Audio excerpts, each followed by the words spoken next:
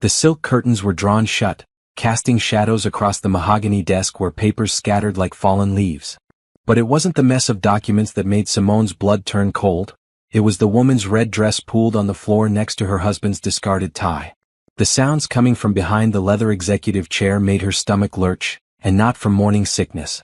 3 years of marriage, 6 months of trying for a baby, and countless nights wondering why Marcus came home so late, all crashed down on her in this single moment.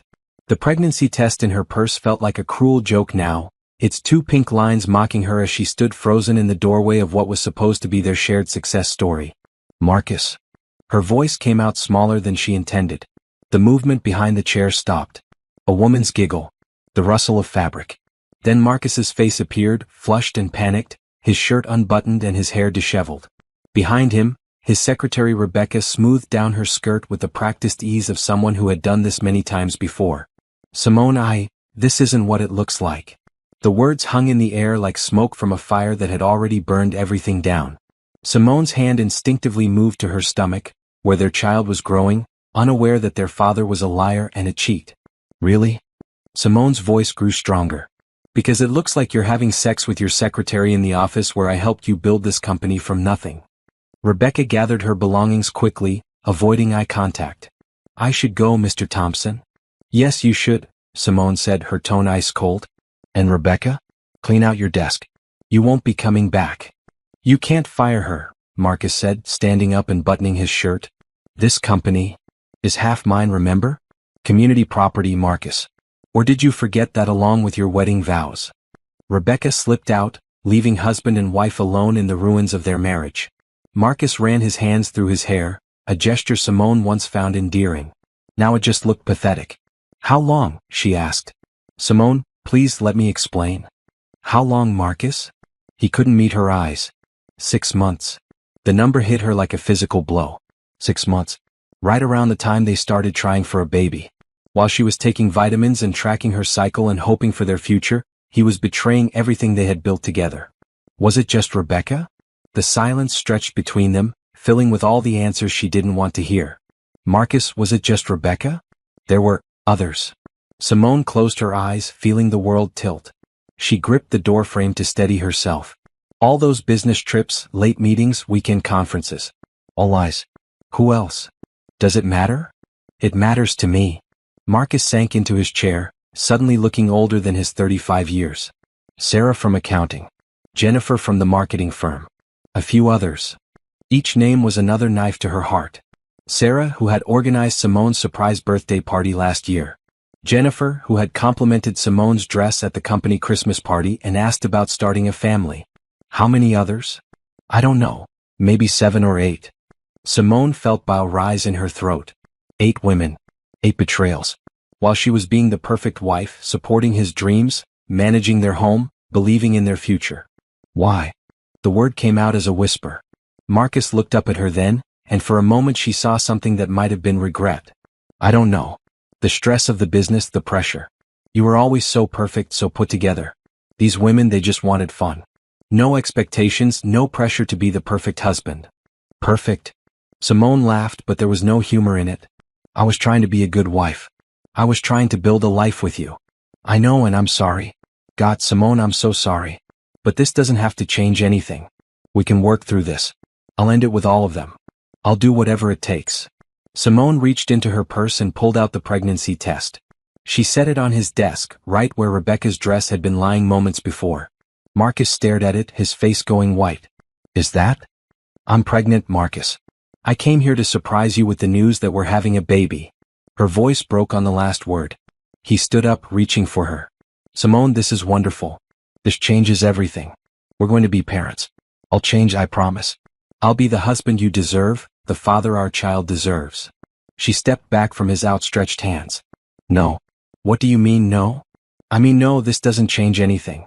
No, you won't change. And no, you won't get the chance to hurt our child the way you've hurt me. You can't be serious. You're upset, you're emotional because of the pregnancy hormones. Don't you dare blame this on hormones. Simone's voice was deadly quiet. I'm thinking more clearly than I have in 3 years. All those times I made excuses for you, believed your lies, trusted you when my instincts said something was wrong. I was the fool, but I'm not anymore. What are you saying? I'm saying I want a divorce. The words hung in the air between them. Marcus's face cycled through shock, disbelief, and finally anger. You don't mean that. You're just hurt. We can go to counseling, work through this. Think about what you're throwing away. Think about our life, our home, the company we built together. The company you built on lies while I supported you. The home where I waited alone while you were with other women. The life that was apparently not enough for you. Simone picked up the pregnancy test and put it back in her purse. I've thought about it plenty, Marcus. And I've made my decision. Simone, please. I love you. I made mistakes, but I love you. If this is love, I don't want it. She turned to leave, but Marcus called after her. You can't just walk away. You signed a prenup. You'll get nothing if you leave me.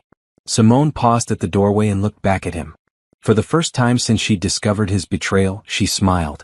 It wasn't a happy smile. Oh, Marcus, you really don't know me at all, do you? She patted her purse. I'm not walking away. I'm going to destroy you.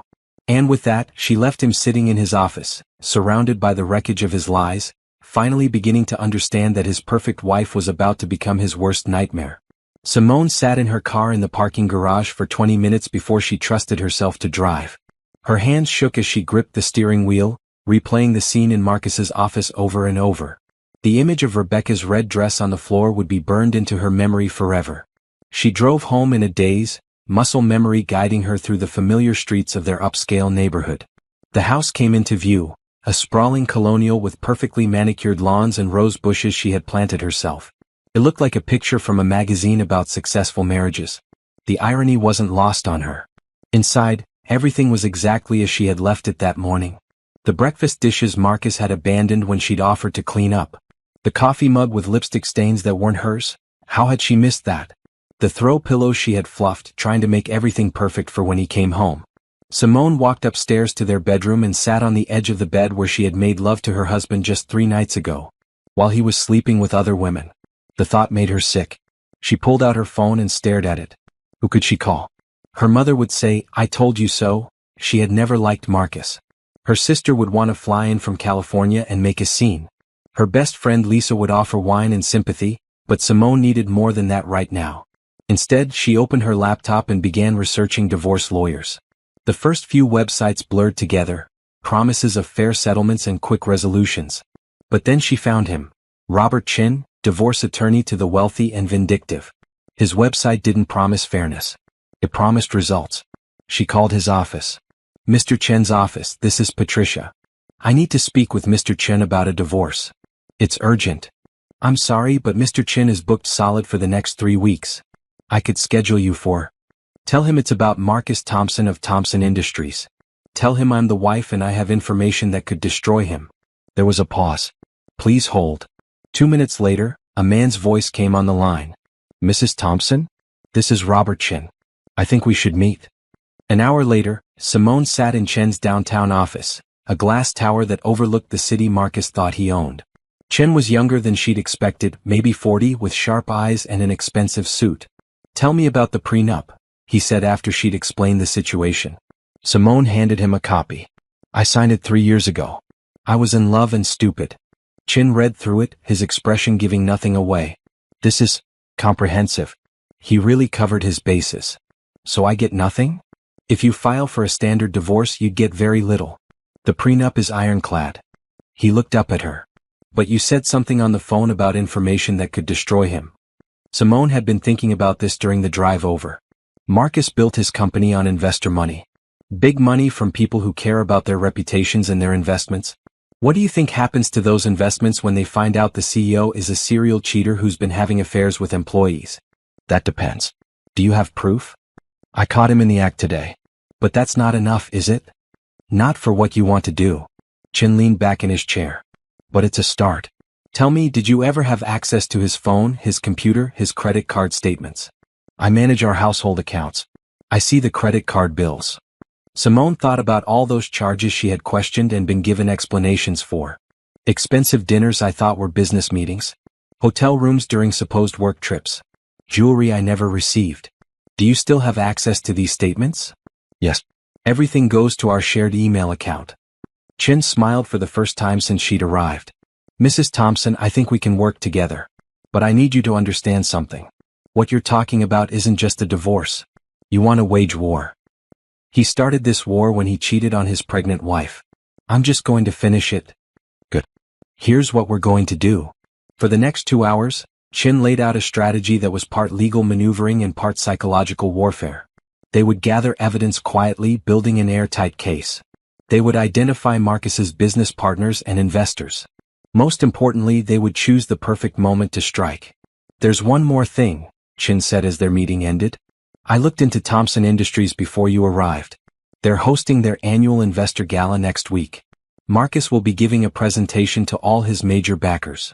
So that's when you're going to announce your divorce. Publicly. In front of everyone who matters to his business. Simone felt a cold satisfaction settle in her chest. Can we do that legally? Oh yes. And the beauty is you won't be violating the prenup at all. You'll just be exercising your right to free speech at a public event. Chin handed her his card.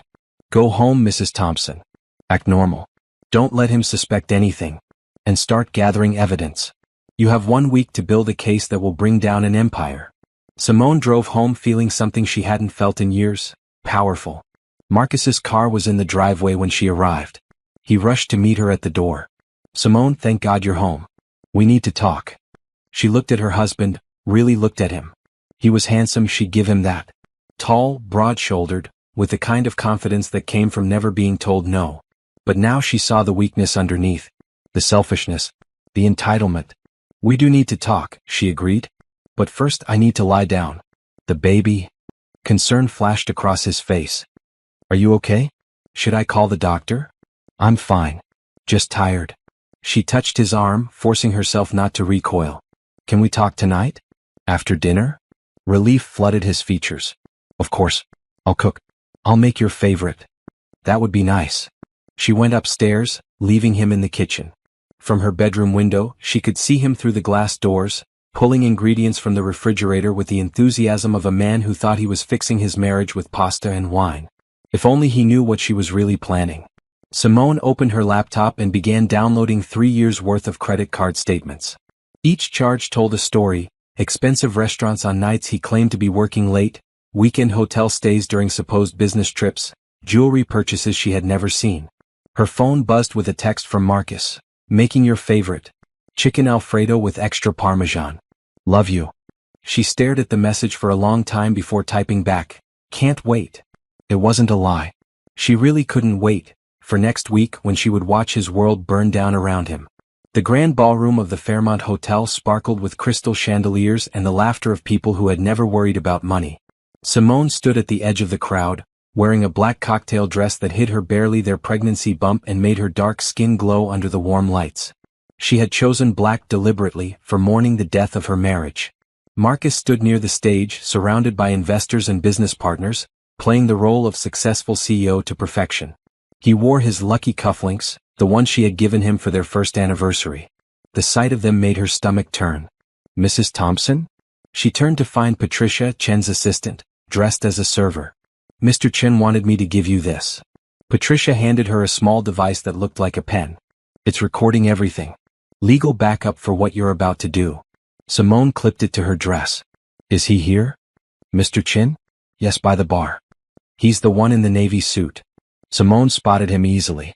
Chen looked like any other wealthy attendee, except for the satisfied expression he wore while watching Marcus work the room. How many media outlets? Simone asked. 12 reporters, 3 camera crews and someone from the Business Journal.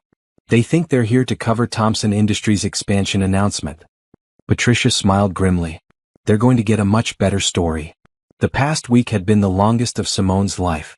She had played the part of reconciling wife perfectly, even sleeping in the same bed as Marcus while gathering evidence of his betrayals. The credit card statements had yielded a goldmine. Dozens of charges at restaurants, hotels and jewelry stores that painted a clear picture of systematic cheating. But the real breakthrough had come when she'd accessed Marcus's laptop. He had been careless with his passwords, using her birthday for everything. His email contained 3 years' worth of explicit conversations with his affairs, including nude photos and detailed plans for secret meetings. The worst part wasn't even the sex. It was how he talked about her to these women. My wife is so boring, he had written to Jennifer.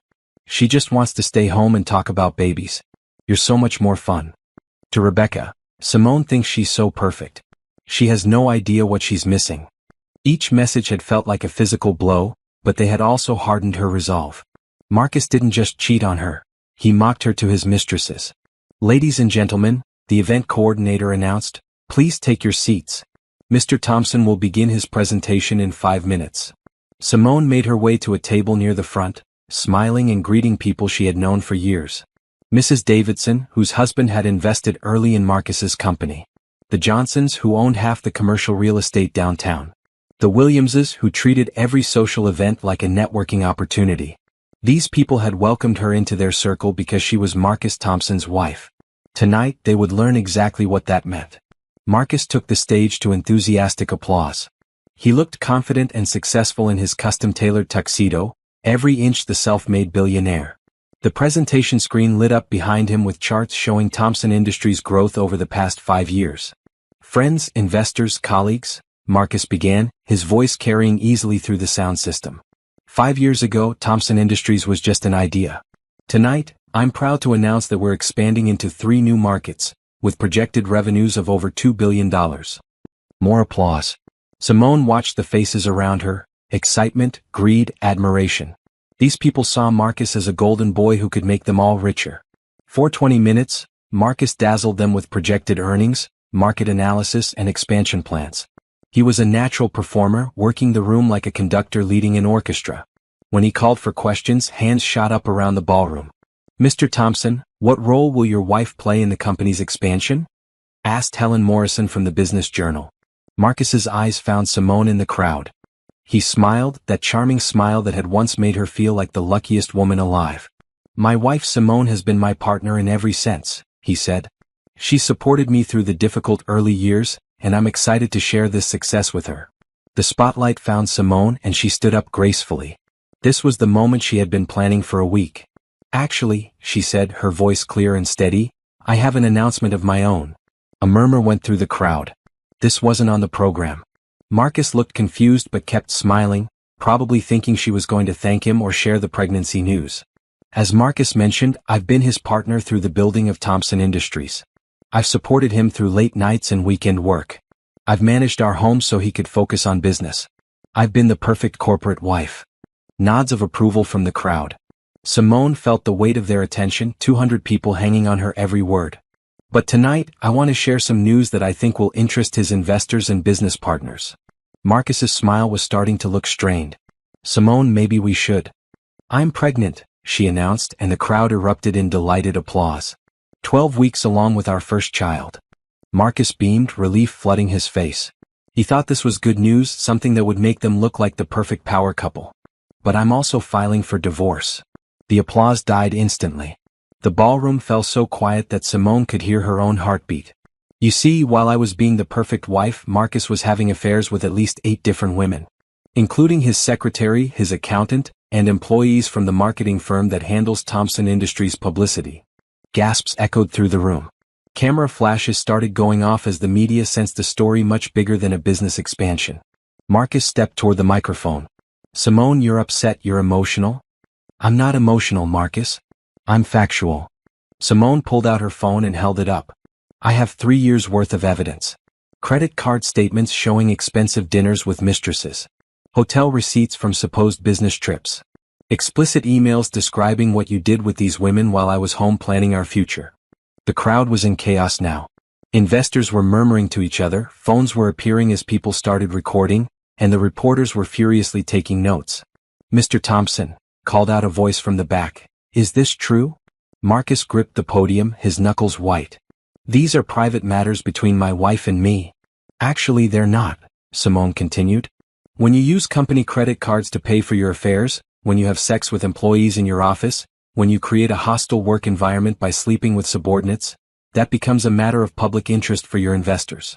Mrs. Davidson stood up abruptly and headed for the exit. Other investors were following suit. The carefully orchestrated evening was collapsing in real time. "Ladies and gentlemen," Marcus tried desperately, "my personal life doesn't affect my ability to run a successful company. Doesn't it?" Simone's voice cut through his protests. "Because I have emails where you call me boring to your mistresses. Where you mock the idea of starting a family. where you describe Thompson Industries as your playground for meeting women. Is that the kind of leadership these investors are backing? The exodus was accelerating now. Whole tables of people were leaving, some looking disgusted, others just embarrassed to be associated with the spectacle. "Mrs. Thompson," a reporter called out, "will you be seeking alimony?" "I'll be seeking what I'm entitled to under the law," Simone replied. "Which includes exposing the truth about how Marcus Thompson treats the people who trust him, whether that's his wife, his employees, or his investors." Marcus abandoned the microphone and jumped down from the stage, pushing through the crowd toward her. "Simone, stop this. You're destroying everything we built." She looked at him calmly as cameras captured every moment. "I'm not destroying anything, Marcus. I'm just telling the truth. Something you seem to have forgotten how to do." Security appeared, Chen's doing, she realized, blocking Marcus from getting too close to her. "This isn't over," Marcus said, his polished facade completely gone now. "You signed a prenup. You'll get nothing." Simone smiled, the same cold smile she had given him in his office a week ago. "We'll see about that." She turned and walked out of the ballroom, leaving behind the wreckage of Marcus's reputation and the shocked faces of 200 people who had just witnessed the fall of a golden boy. In the lobby, Chen appeared at her side. "How do you feel?" "Free," she said simply. And for the first time in years she meant it. Marcus stood alone on the stage as the last of the investors filed out of the ballroom. The projection screen still showed his optimistic revenue forecasts, now looking like a cruel joke.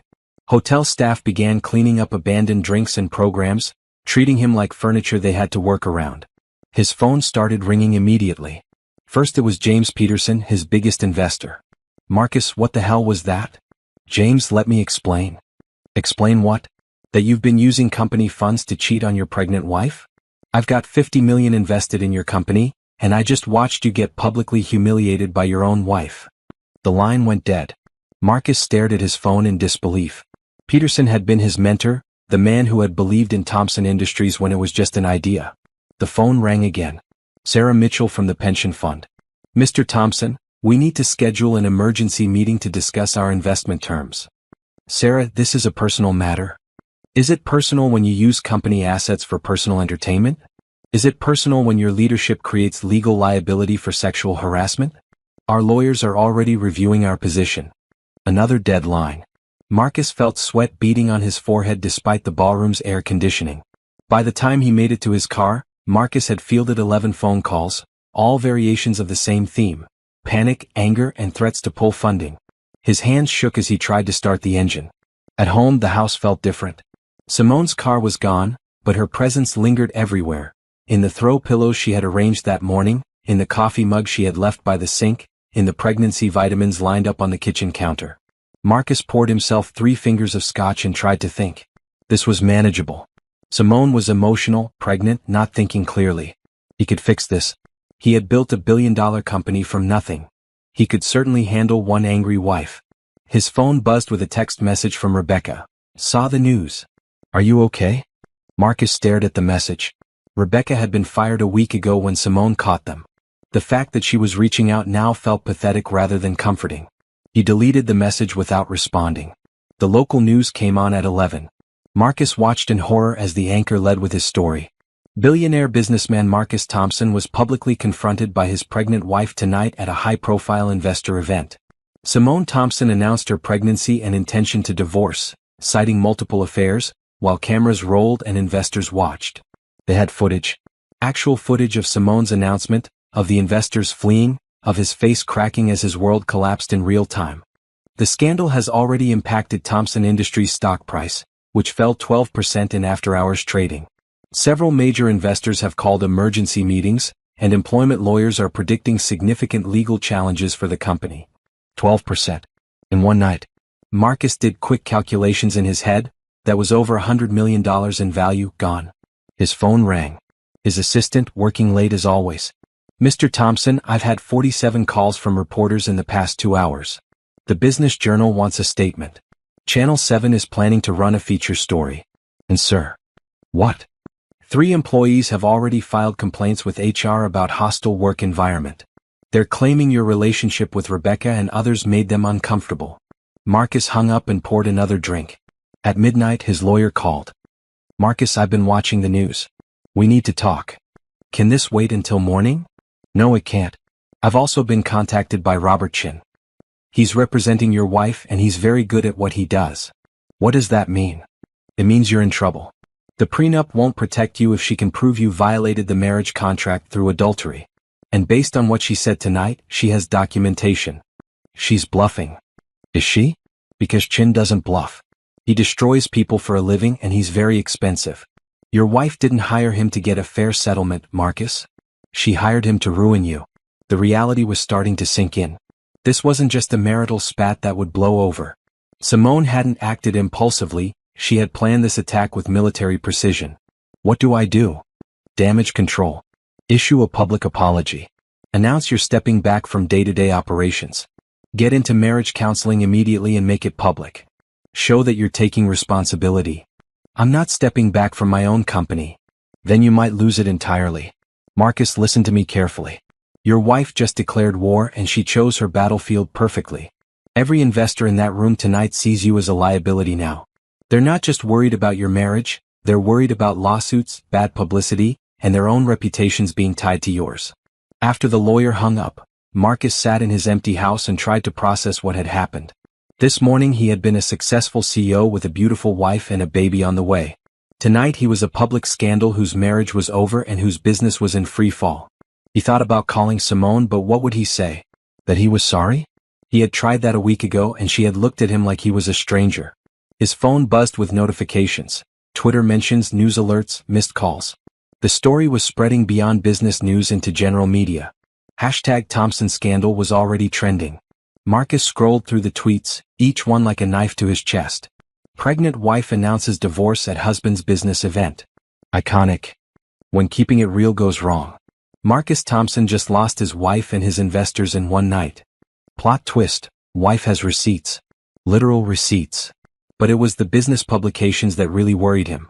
Forbes had already published a think piece titled, When Personal Conduct Becomes Business Risk, the Thompson Industries Case Study. The Wall Street Journal was running quotes from corporate governance experts about fiduciary responsibility and character. At 2 a.m, Marcus tried to sleep but found himself staring at the ceiling. Simone's side of the bed still smelled like her perfume. The pregnancy test was still sitting on her nightstand, a constant reminder of what he had destroyed. He thought about the first time he had met her, at a conference where she was presenting research on sustainable business practices. She had been brilliant, passionate, beautiful. He had pursued her for months before she agreed to go out with him. Their early years had been magical. She had believed in his vision for Thompson Industries when no one else would. She had worked alongside him, managing their finances so carefully that every dollar went back into growing the business. She had been his partner in every sense of the word. When had that stopped being enough? When had he started looking at other women and seeing excitement instead of commitment? Marcus realized he didn't have a good answer.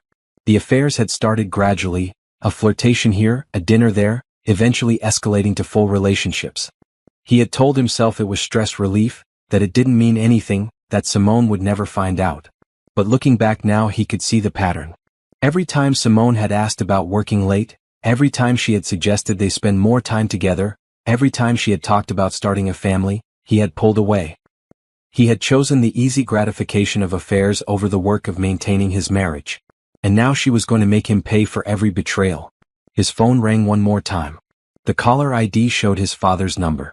Dad. I saw the news, son. What the hell have you done?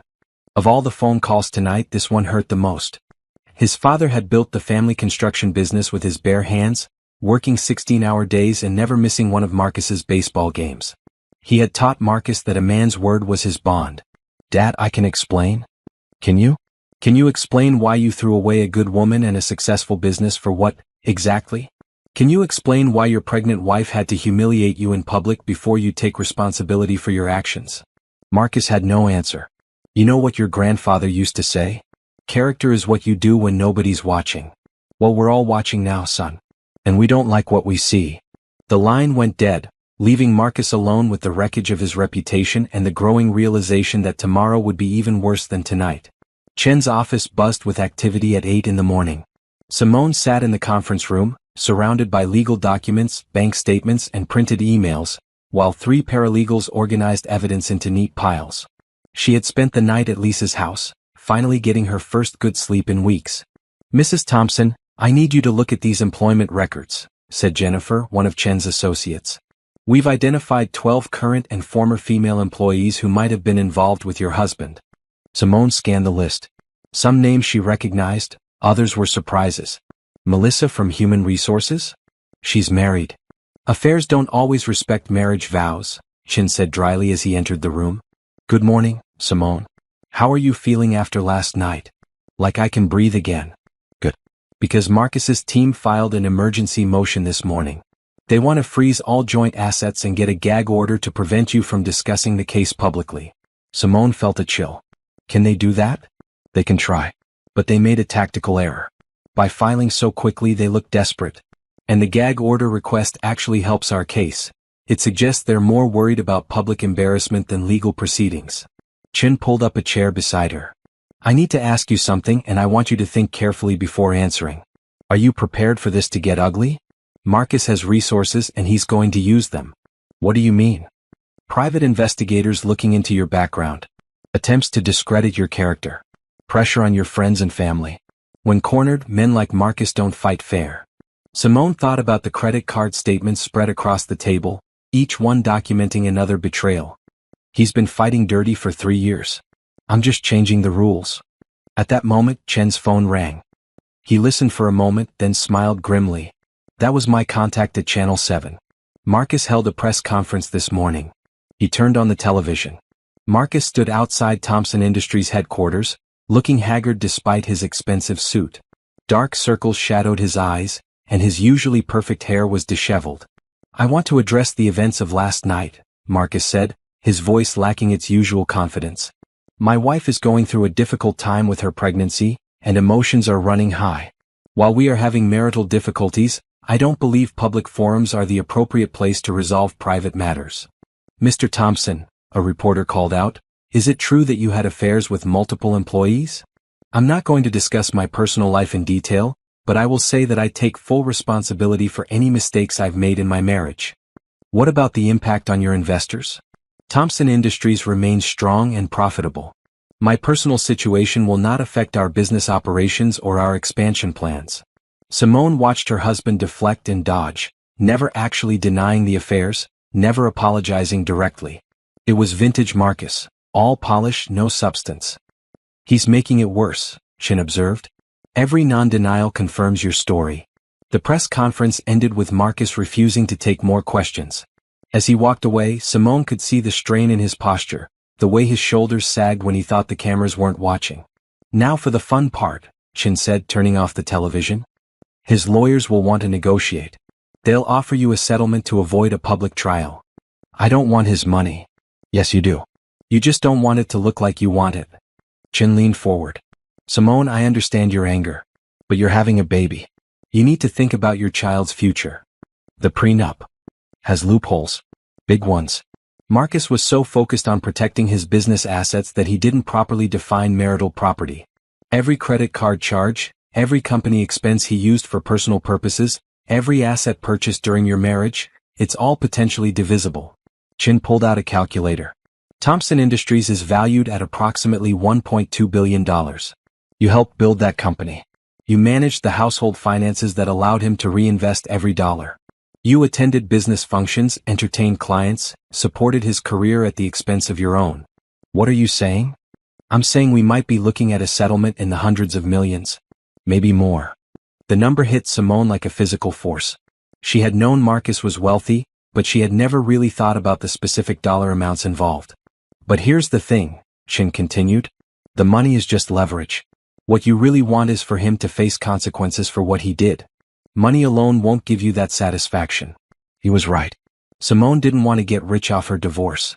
She wanted Marcus to understand what it felt like to lose everything you'd worked for, to have people you trusted turn away from you, to face the consequences of your choices. What do you recommend? We accept whatever reasonable settlement he offers, with conditions. He has to publicly admit to the affairs. He has to step down as CEO of Thompson Industries. He has to attend counseling and anger management. And most importantly, he has to agree to supervised visitation with your child until they turn 18. You think he'll agree to that? Let's find out. His lawyer wants to meet this afternoon. 3 hours later, Simone sat across from Marcus's legal team in Chen's conference room. Marcus himself wasn't there, a tactical decision that spoke volumes about how serious the situation had become. David Sterling, Marcus's lawyer, was everything Simone had expected. Expensive suit, perfect teeth, and the kind of confidence that came from winning ugly cases for wealthy clients. "Mrs. Thompson," Sterling began, "my client wants to resolve this matter quickly and quietly. He's prepared to offer you $5 million in cash, plus the house and full custody of your child." Chen didn't even look up from his legal pad. "Counteroffer, $50 million in cash, half ownership of Thompson Industries, and supervised visitation only." Sterling laughed. "That's ridiculous. The prenup clearly states. The prenup becomes void if your client violated the marriage contract through adultery and misuse of marital assets." Chen slid a folder across the table. Credit card statements showing 3 years of affairs funded with community property. Email evidence of sexual relationships with employees. Documentation of a pattern of behavior that created legal liability for Thompson Industries. Sterling opened the folder and scanned the documents. His confident expression faltered. "Even if some of these charges are inappropriate," he said carefully, "they hardly amount to $50 million. "You're right," Chen agreed. "They probably amount to much more." Mrs. Thompson contributed to the building of Thompson Industries. She managed household finances, attended business functions, entertained clients. Her labor and support enabled your client to build his fortune. In California, that makes her entitled to half of everything. We'll take this to trial. Please do. I look forward to questioning your client under oath about his affair with Rebecca Martinez in his office. About the weekend he spent with Jennifer Collins at the Four Seasons. While telling his wife he was at a business conference. About the company credit cards he used to buy jewelry for mistresses. Sterling's jaw tightened. "What exactly do you want?" Chen listed his demands. The money, the business stake, the supervised visitation, the public admissions, the resignation from the CEO position. Impossible. Marcus would never agree to step down from his own company. Then he can explain to a jury why he thinks cheating on his pregnant wife qualifies him to lead a business that depends on investor trust. Sterling gathered his papers. "I need to discuss this with my client." After they left, Simone felt emotionally drained. "Is this what the whole process will be like?" "This was just the opening round," Chen said. "Sterling is good, but he's fighting a losing battle." Marcus put himself in an impossible position when he mixed his personal misconduct with business assets. Chen's phone buzzed with a text message. He read it and smiled. "What?" "3 more investors just called emergency board meetings. And the SEC is opening an investigation into whether Marcus misused company funds for personal expenses." "The SEC?" "Securities and Exchange Commission. If they find evidence that he used shareholder money for his affairs, he could face federal charges." Simone felt a mix of satisfaction and uncertainty. She had wanted Marcus to face consequences, but the scope of what was happening was larger than she had imagined. "Chin, am I doing the right thing?" He looked at her seriously. "What's the alternative? Let him get away with it? Teach your child that promises don't matter and actions don't have consequences." She thought about the baby growing inside her, about the kind of world she wanted to bring her child into. "No," she said firmly. "He needs to learn that his actions have consequences. Then we keep fighting." Outside Chen's office, Simone stood on the sidewalk and looked up at the Thompson Industries building across the street. Through the windows she could see people moving around, working, building their careers in the company she had helped create. Tomorrow the real battle would begin. Marcus stood in his office at 3 a.m, staring at financial projections that no longer made sense. Thompson Industries had lost 28% of its value in 3 days. Major investors were demanding emergency meetings. The board of directors had scheduled a vote of no confidence. And Simone's settlement demands sat on his desk like a death sentence. $50 million. Half his company. Supervised visitation with his own child. Public admission of adultery. Resignation as CEO. He swept the papers off his desk in a moment of rage, then immediately got down on his hands and knees to collect them. These documents represented his entire future. His phone buzzed. A text from an unknown number. "Saw the news. Karma's a bitch. Jennifer." Marcus deleted it without responding. Jennifer Collins from the marketing firm had been contacting him since the scandal broke, alternately offering sympathy and making veiled threats about what she might tell reporters. All his former mistresses were coming out of the woodwork now, sensing opportunity or revenge. Another text, this one from Rebecca. Need to talk. Meet me at our usual place. Marcus stared at the message. Their usual place was a hotel bar downtown where they had met dozens of times during their affair. The thought of seeing Rebecca now made his stomach turn, but he also felt desperate for any human contact that wasn't hostile. An hour later, Marcus sat in the darkened corner of the Meridian Hotel bar, nursing a whiskey and waiting. When Rebecca appeared, she looked different, harder, more calculating. The sweet, submissive secretary was gone, replaced by someone who understood her own power. You look terrible, she said, sliding into the booth across from him. Thanks. That helps. Rebecca ordered a martini and studied him with cold eyes. I've been getting calls from reporters. They want to know about our relationship. Marcus felt ice in his veins. What are you telling them? Nothing yet. But I'm wondering if I should. Rebecca, whatever you're thinking. I'm thinking about how you fired me the day your wife caught us. How you threw me away like garbage to protect yourself. I had to. Simone demanded it. And what about what I demanded? 3 years of my life, Marcus. 3 years of believing you when you said you were going to leave her. 3 years of being your secret while she got to be your wife. Marcus reached across the table, but Rebecca pulled her hand away. I'm not here for reconciliation, she said. I'm here to make a deal. What kind of deal? Chen's people approached me yesterday. They want me to testify about our relationship. About the times we used your office, your company credit cards, your business trips. You can't. There are confidentiality agreements that protect company secrets, not your personal misconduct. My lawyer says I'm free to discuss anything that doesn't involve proprietary business information.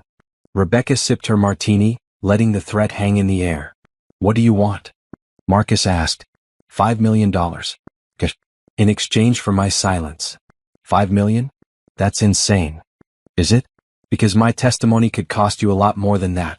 I kept copies of everything, Marcus. Emails, photos, hotel receipts. Everything your wife's lawyer would need to prove his case. Marcus felt trapped. Rebecca was right, her testimony could destroy him. But $5 million would drain his liquid assets at a time when he needed every dollar to save his company. I need time to think. You have 24 hours. After that, I'm calling Chen back. Rebecca finished her drink and stood up. You know what the funny thing is? I actually loved you. I thought what we had was real. It was real. No, Marcus. It was convenient. For both of us. But now it's going to cost you everything. She walked away, leaving Marcus alone with his whiskey and the growing realization that his past was catching up with him in ways he hadn't anticipated. The next morning brought worse news. His assistant handed him a stack of legal documents as he arrived at the office. 3 more lawsuits, she said grimly. Sexual harassment claims from former employees. And the state attorney general wants to interview you about misuse of corporate funds. Marcus closed his office door and called his lawyer. David, this is spiraling out of control. I warned you this would happen. Your wife's strategy is working perfectly. She's created a feeding frenzy where everyone sees you as vulnerable. What about the settlement? Can we negotiate it down? Not from a position of strength. Every day this drags on, more people come forward with claims against you. The board is losing confidence, investors are fleeing, and now you have potential criminal exposure. Marcus slumped in his chair. So what do I do? You could try talking to Simone directly. Woman to woman, father to mother. Appeal to her emotional side. She won't see me. Then you need to make her see you. That evening, Marcus drove to Lisa's house, where Simone had been staying since the night of the gala. He sat in his car for 20 minutes, working up the courage to knock on the door. When Lisa answered, her expression was pure disgust. She doesn't want to see you. Lisa, please. I just need 5 minutes. She's carrying my child. Your child? Funny how you started caring about that after she left you. Marcus could see Simone through the window, sitting on the couch with her hand on her stomach. She looked beautiful and peaceful, more relaxed than he had seen her in months. Simone, he called out. Please, just 5 minutes. She looked up, meeting his eyes through the glass. For a moment, Marcus thought she might come to the door. Instead, she got up and walked into another room. She's done with you, Marcus, Lisa said. Accept it. I can change. I can be the husband she deserves, the father our child needs. You had 3 years to be that husband. You chose to be something else instead. Lisa started to close the door, but Marcus put his foot in the way. Tell her I'll agree to the settlement. All of it. The money, the company shares, everything. I just want a chance to be a father to my child. Even the supervised visitation? Marcus's jaw tightened. The idea of having his own parental rights supervised felt like the ultimate humiliation. But what choice did he have? Even that. Lisa studied his face for a long moment.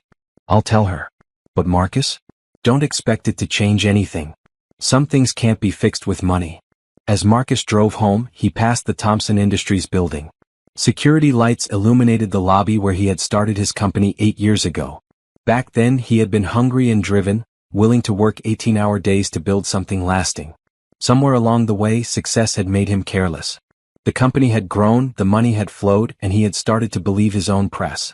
He had thought he could have everything: the successful business, the perfect wife, and the excitement of affairs on the side. Now he was losing it all. His phone rang. Simone's number. Hello? Marcus. Her voice was calm, controlled. Lisa told me what you said. Simone, thank God. Can we meet? Can we talk about this? We're talking about it. This phone call is all you get. Marcus pulled over to the side of the road. I'll sign the settlement. Whatever Chin wants. I just want a chance to be a father. You'll get that chance. Every other weekend, supervised visits until the child turns 16. Simone, please. I know I made mistakes. Mistakes? Marcus, you had an 8-woman rotation. You used our money to buy them gifts. You mocked me to your mistresses. Those weren't mistakes, they were choices. I can change. You can change for someone else. For your next wife. But not for me. Never for me. What about our baby? What am I supposed to tell them about why their parents aren't together? There was a long pause. When Simone spoke again, her voice was softer but no less firm. I'll tell them the truth. That sometimes people make choices that hurt the people they're supposed to love. And that actions have consequences. Simone. Goodbye, Marcus. Have your lawyer call Chin tomorrow. The line went dead. Marcus sat in his car on the side of the road, listening to the sound of his world collapsing around him. In the distance, he could see the lights of Thompson Industries, the empire he had built and was about to lose half of to the woman he had betrayed. For the first time since this all began, Marcus finally understood what Simone had meant when she said she was going to destroy him. She wasn't just taking his money or his company. She was taking his future. Simone stood in the empty apartment, running her hand along the kitchen counter of what would soon be her new home.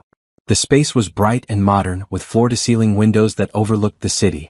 More importantly, it was hers, purchased with her own money, free from any connection to Marcus. What do you think, little one? She murmured to her growing belly. At 16 weeks, her pregnancy was finally showing, a small bump that made everything feel more real.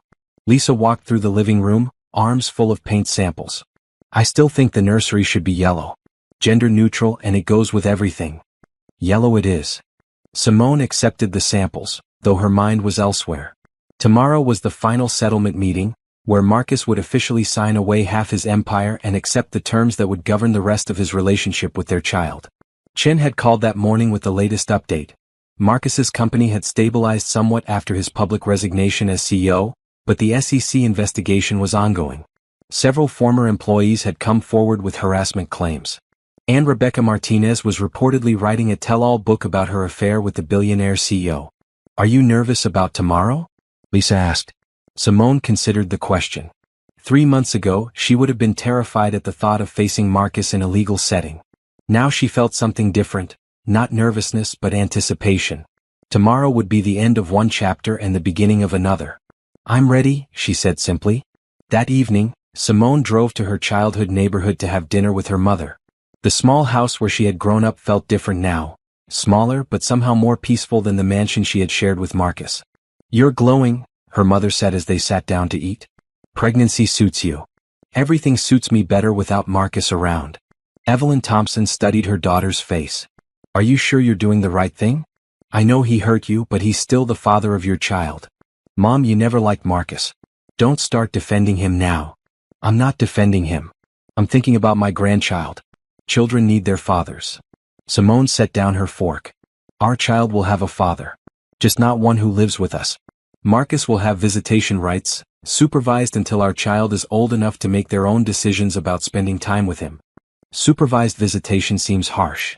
He spent 3 years lying to me about where he was and who he was with. Why would I trust him alone with our child? Evelyn reached across the table and took her daughter's hand. I'm proud of you, you know. for standing up for yourself, for refusing to accept less than you deserve.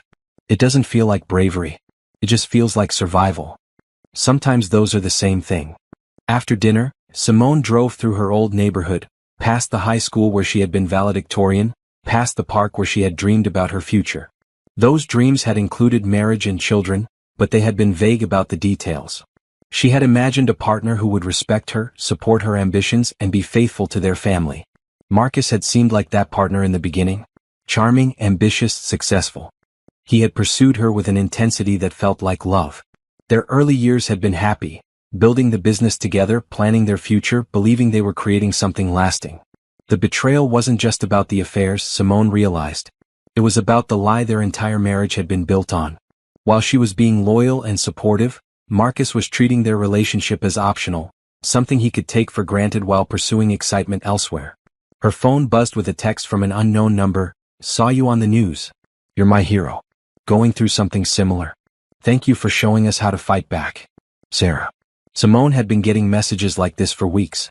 Women from all over the country, sharing their own stories of betrayal and thanking her for standing up publicly. She hadn't intended to become a symbol, but apparently her very public divorce had resonated with people who felt powerless in their own relationships.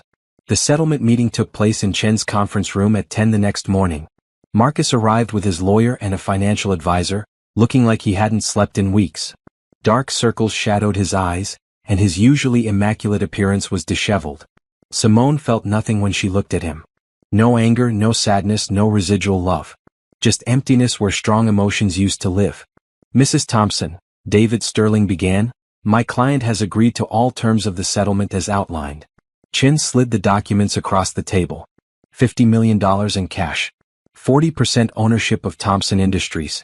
The house in Malibu. Full custody of their child with supervised visitation rights for Marcus. Public admission of adultery. Mandatory counseling and anger management classes. Marcus signed each page mechanically, his hand steady despite the magnitude of what he was giving up. "There's one additional item," Chen said. "Mrs. Thompson wants a public apology. Not to her, she doesn't need or want that. To the employees of Thompson Industries who were affected by your conduct." Marcus looked up sharply. "That wasn't part of the agreement." "It is now. Non-negotiable." "Fine." Marcus's voice was barely above a whisper. The press conference was held an hour later in the lobby of Thompson Industries.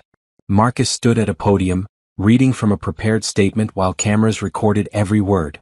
"I want to publicly apologize to the employees of Thompson Industries who were made uncomfortable by my personal conduct. My behavior created an inappropriate work environment, and I take full responsibility for that. I also want to acknowledge that my actions have consequences that extend beyond my personal life to the people who trusted me to lead this company responsibly." It wasn't the most heartfelt apology Simone had ever heard, but it was public and on the record. Marcus was admitting, in front of cameras and reporters, that he had behaved inappropriately and created problems for innocent people. As Marcus left the podium, he caught Simone's eye. For a moment, she saw something that might have been regret.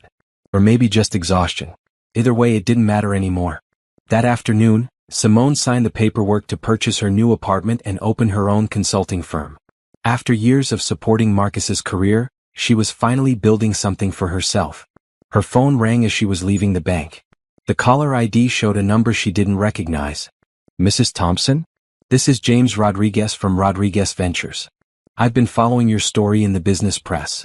How can I help you, Mr. Rodriguez? Actually, I was hoping I could help you. I understand you're starting a consulting firm focused on sustainable business practices. I have several companies in my portfolio that could use that expertise." Simone felt a thrill of excitement. Her first potential client, interested in working with her because of her expertise, not her connection to Marcus. "I'd be very interested in discussing that." "Excellent. And Mrs. Thompson? What you did took courage. The business world needs more people willing to hold leaders accountable for their actions." After the call ended, Simone sat in her car and felt something she hadn't experienced in months. Optimism about the future. Her marriage was over, her husband's betrayal was behind her, and the legal battles were finally resolved. But her life, her real life, was just beginning. She placed her hand on her growing belly and smiled. "Ready for our next adventure?" she asked her unborn child. The baby kicked in response and Simone took that as a yes. Marcus stood in his empty office, packing the last of his personal belongings into boxes that seemed too small to contain 8 years of work. The walls were bare now, stripped of the awards and photographs that had once proclaimed his success to anyone who entered. Through his window, he could see protesters gathered outside Thompson Industries. They had been there for 3 days, holding signs that read, "Accountability Matters," and "Justice for Working Women."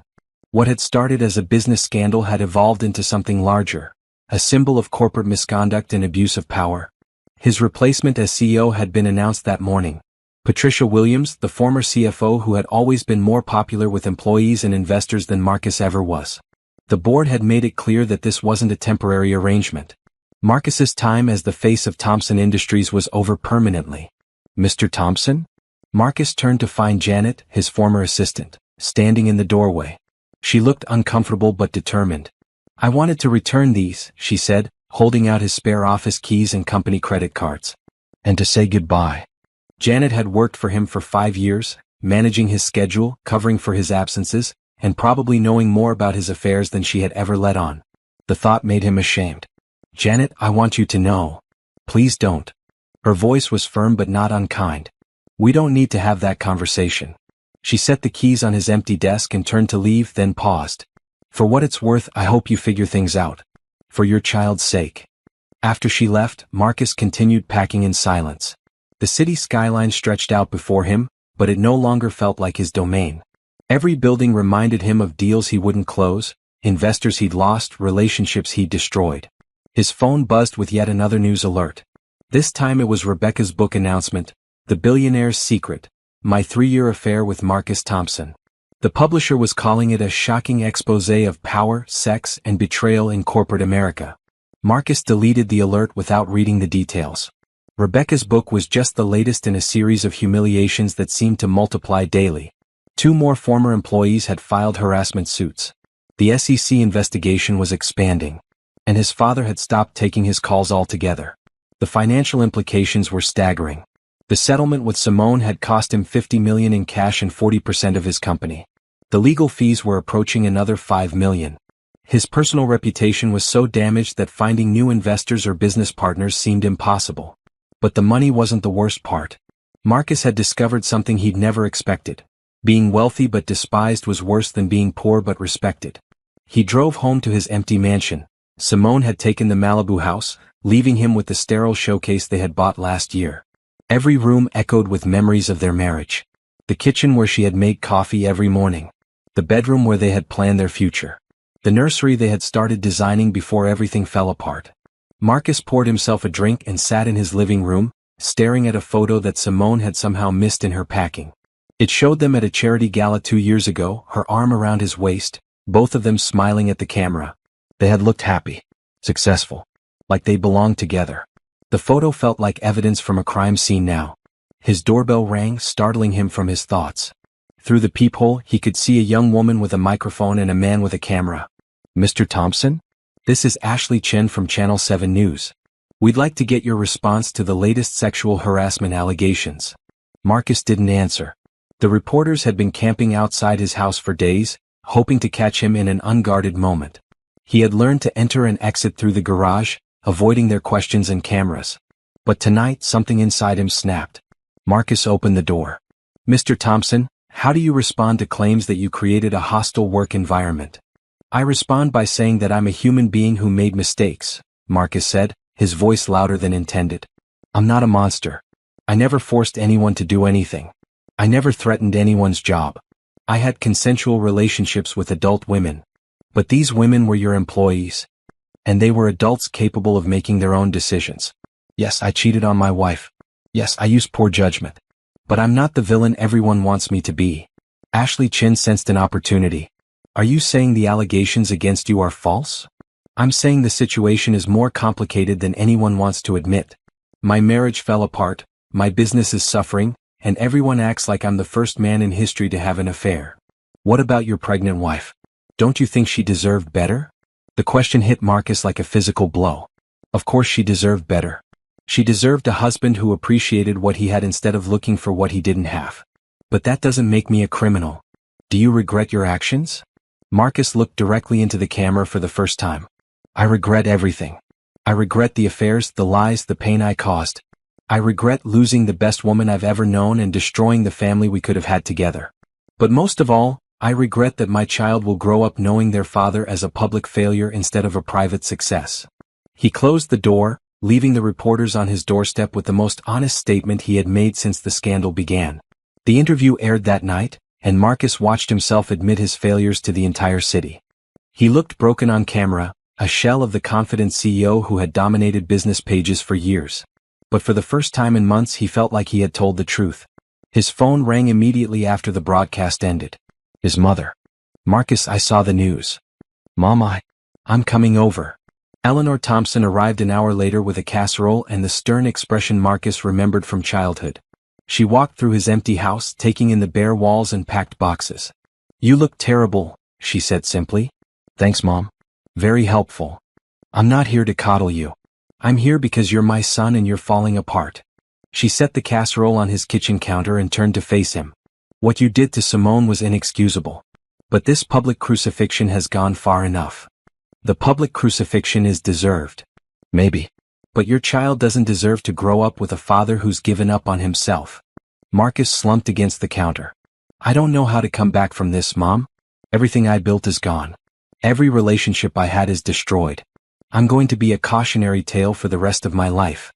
Eleanor studied her son's face. "Your father lost his first business when you were 5 years old. Bad investment, poor partners, economy went south. We lost our house, our savings, everything. I never knew that. Because he didn't give up. He worked construction for 2 years, saved every penny and started over. Built the company that put you through college and taught you everything you know about business. That's different. He didn't have public scandals. He had something worse. He had genuine failure, not just bad choices. But he also had something you've forgotten you possess." "What's that?" "The ability to start over. To be better than you were before." Eleanor moved toward the door, then paused. "That baby Simone is carrying?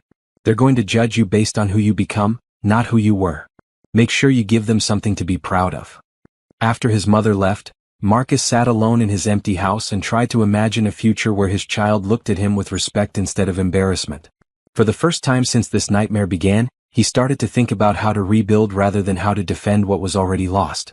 6 months after the gala that destroyed their marriage, Marcus stood outside the courthouse where Simone was finalizing the adoption papers for their child's last name change. She had decided the baby would carry her maiden name instead of Thompson, another symbolic severing of their connection. He hadn't spoken to her directly since their phone call the night she agreed to the settlement. All communication had gone through lawyers, social workers, and mediators. But today Marcus had to see her, had to try one last time to salvage something from the wreckage of their relationship. Simone emerged from the courthouse at exactly 3 o'clock, her pregnancy now obvious at 7 months. She looked radiant in a blue dress that emphasized her glowing skin and confident posture. Marcus felt his heart clench at the sight of her, not with love, but with the deep recognition of everything he had lost. "Simone." She turned at the sound of his voice, her expression carefully neutral. "Marcus, what are you doing here?" "I needed to see you. To talk to you. We have nothing to talk about. Everything was settled months ago." She began walking toward her car, but Marcus fell into step beside her. "Please. 5 minutes. That's all I'm asking." "The same 5 minutes you asked for at Lisa's house? When you promised to sign the settlement if I just give you a chance. This is different." Simone stopped walking and faced him fully for the first time. "How is it different, Marcus?" He looked into her eyes, those same intelligent, compassionate eyes that had first attracted him 5 years ago, and tried to find the words for what he needed to say. "Because I understand now.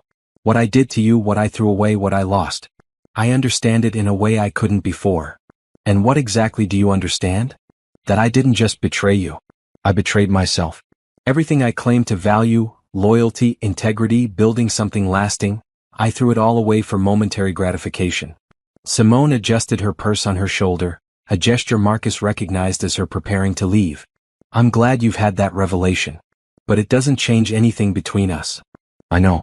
I'm not asking for forgiveness or reconciliation. I'm asking for the chance to be a better father than I was a husband. You'll get that chance. Every other weekend, just like we agreed. Supervised visitation until they're 16. Do you know what that means, Simone? It means my own child won't be allowed to stay overnight with me for the first 16 years of their life. It means exactly what it says. You'll have visits with a court-appointed supervisor present to ensure the child's safety and well-being. Marcus felt frustration rising in his chest. I never hurt you physically. I never threatened you or put you in danger. Why are you punishing our child for my mistakes? Simone's carefully controlled expression cracked slightly. Punishing our child? Marcus, you spent 3 years lying to me about where you were and who you were with. You had affairs with women you worked with, women I considered friends. You used our money to buy them gifts while I managed our household budget down to the penny. I know all that. Do you? Do you really understand what it means to live with someone who lies constantly? To second-guess every story, every explanation, every reason they give for being late or distracted or emotionally distant. She stepped closer to him, her voice growing more intense. You didn't just cheat on me, Marcus. You made me doubt my own instincts. Every time something felt wrong, you had an explanation that made me feel crazy for questioning you.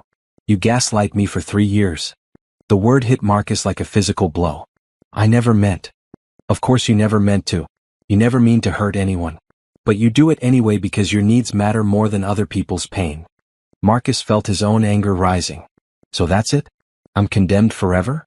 No chance at redemption, no possibility of change. For our marriage? Yes, you're condemned forever.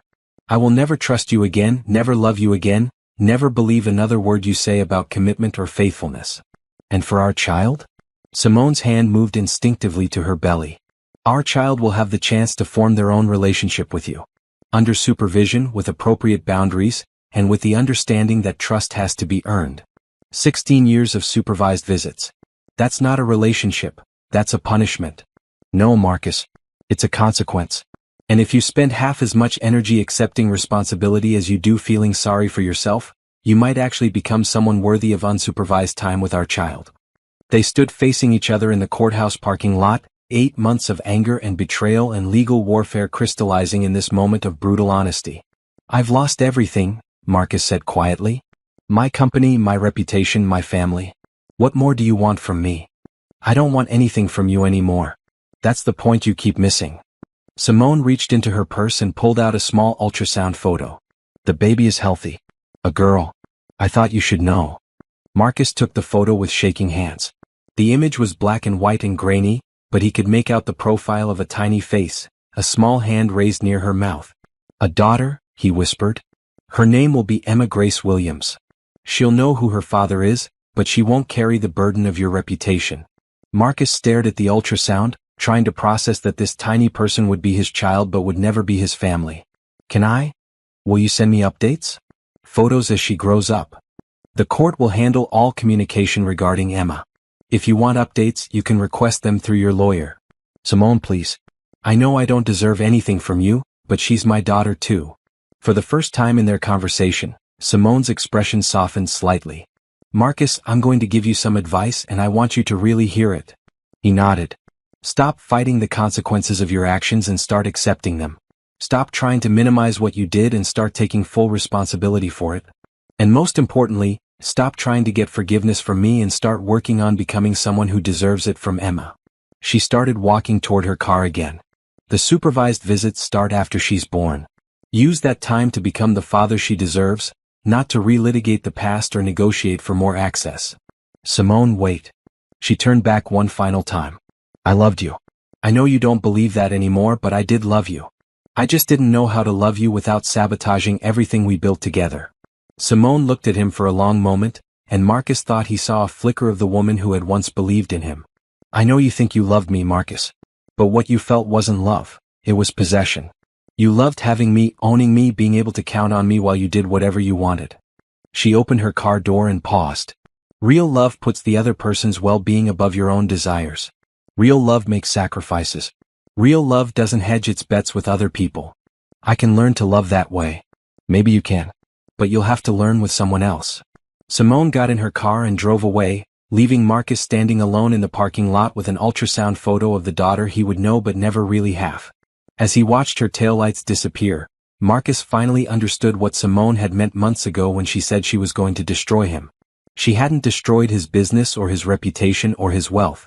She had destroyed his ability to pretend that his actions didn't have devastating consequences for the people who loved him. And somehow, that felt like the beginning of something new rather than the end of everything he had known. 2 years after Emma Grace Williams was born, Simone stood in the conference room of her consulting firm, presenting a sustainability strategy to the board of directors of one of the city's largest corporations. Through the floor-to-ceiling windows, she could see the Thompson Industries building in the distance, now under new leadership and thriving under Patricia Williams' guidance.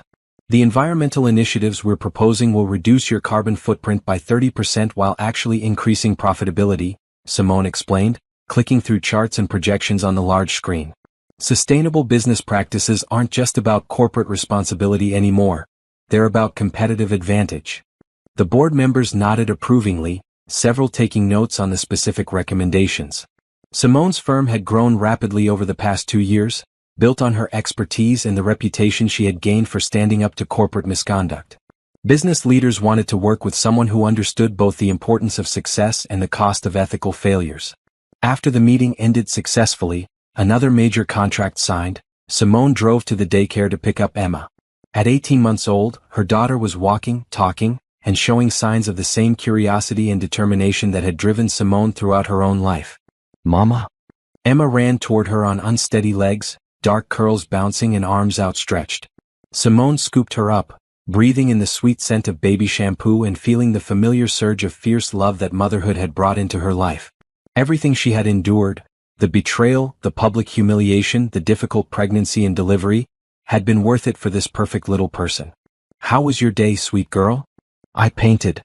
Emma held up hands that were still slightly stained with washable paint. "Blue flowers." "Blue flowers are my favorite," Simone said, settling Emma into her car seat. "Should we go see Grandma before dinner?" "Grandma?" "Yes." They drove to Evelyn's house, where Emma would spend the evening while Simone attended a charity gala.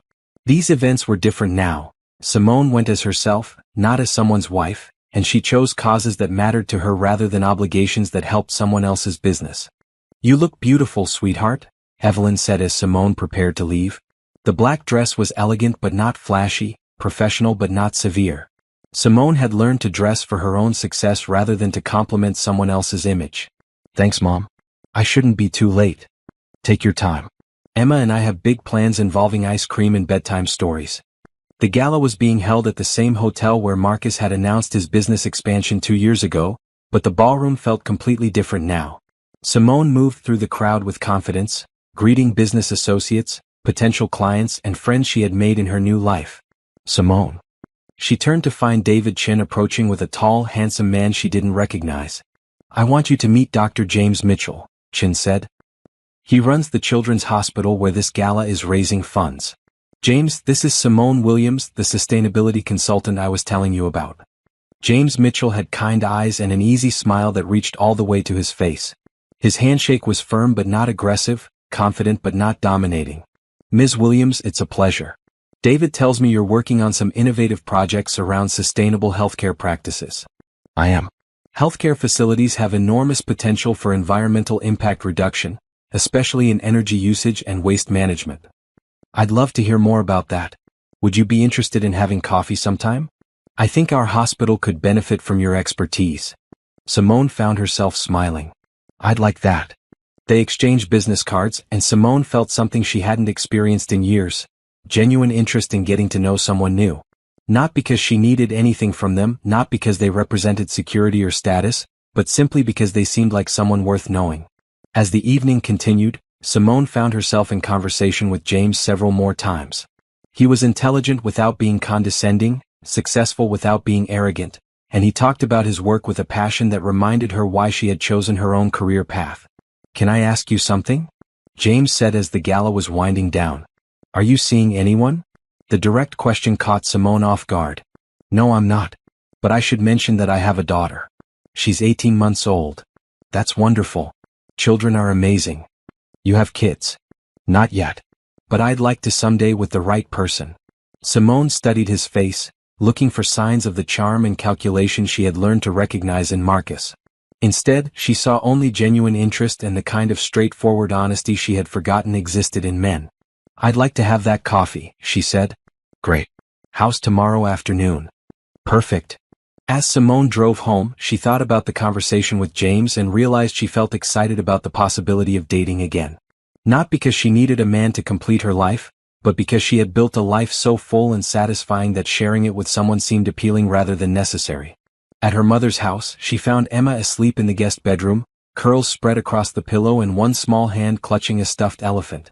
Simone carefully transferred her daughter to the car seat without waking her, then drove to their own home, a comfortable house in a good neighborhood, purchased with her own money and decorated to her own taste.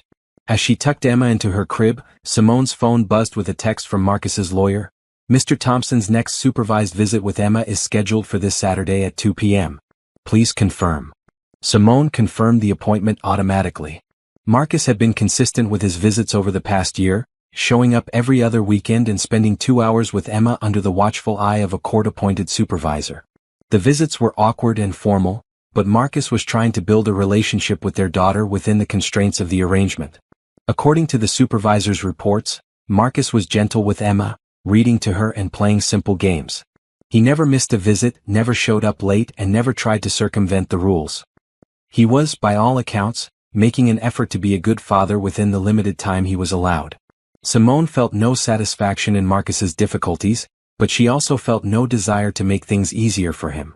Emma's safety and well-being came first, and trust had to be earned over time through consistent, reliable behavior. Saturday afternoon, Simone watched from the parking lot as Marcus arrived for his visit. He looked older, more tired, but also somehow more grounded than the man she had been married to. Success and failure had both taught him lessons and he seemed to be learning them. Through the window of the family services building, she could see Marcus sitting on the floor with Emma, helping her build towers with colorful blocks. Emma was comfortable with him now, no longer crying when Simone left or clinging when she returned. Simone's phone rang. James Mitchell. Hi, she said, smiling despite herself. Hi. I was wondering if you might be free for dinner tomorrow night instead of coffee this afternoon. I know it's short notice, but I just found out about a new restaurant that specializes in farm-to-table cuisine, and I thought you might appreciate their sustainability practices. That sounds perfect. I'd love to. Great. I'll pick you up at 7? Actually, would you mind meeting me there? I have a daughter, and I like to arrange my own transportation for first dates. Of course. That's very sensible. After they hung up, Simone sat in her car and marveled at how different this felt from dating Marcus. There was no pressure, no game playing, no sense that she needed to be anyone other than herself to keep his interest. 2 hours later, Marcus emerged from the building with Emma in his arms. The supervisor walked beside them, making notes on her clipboard. Marcus looked reluctant to end the visit, but he handled the goodbye appropriately, giving Emma a gentle hug and telling her he would see her soon. Mama? Emma ran toward Simone's car as soon as she spotted it. Did you have fun with Daddy? Simone asked as she buckled Emma into her car seat. Blocks. Big tower. That sounds wonderful. As they drove home, Simone caught Marcus's eye in the rearview mirror. He was standing by his car, watching them leave, and for a moment she felt something that might have been sympathy. Not regret for divorcing him, but sadness for the family they might have been if he had made different choices. But that family had been built on lies and betrayal. The family she was building now, with Emma, with her career, with the possibility of new love, was built on truth and choice and the hard-won knowledge of her own worth. That evening, Simone put Emma to bed and sat in her living room with a cup of tea, looking through the portfolio of her business achievements over the past 2 years. She had built something significant from nothing, created jobs for other people, and made a positive impact on the world. More importantly, she had raised a healthy, happy child and created a life filled with people who respected and valued her. Tomorrow night she would have dinner with a man who seemed genuinely interested in knowing her as she really was. Next week she would present another proposal to another board of directors. Next month she would attend Emma's second birthday party, surrounded by friends and family who loved them both. It wasn't the life she had planned when she married Marcus, but it was better. It was hers, earned through courage and built on the unshakable foundation of knowing she could survive anything. Simone Williams had risen from the ashes of her marriage stronger, wiser, and more powerful than she had ever imagined possible. And she was just getting started.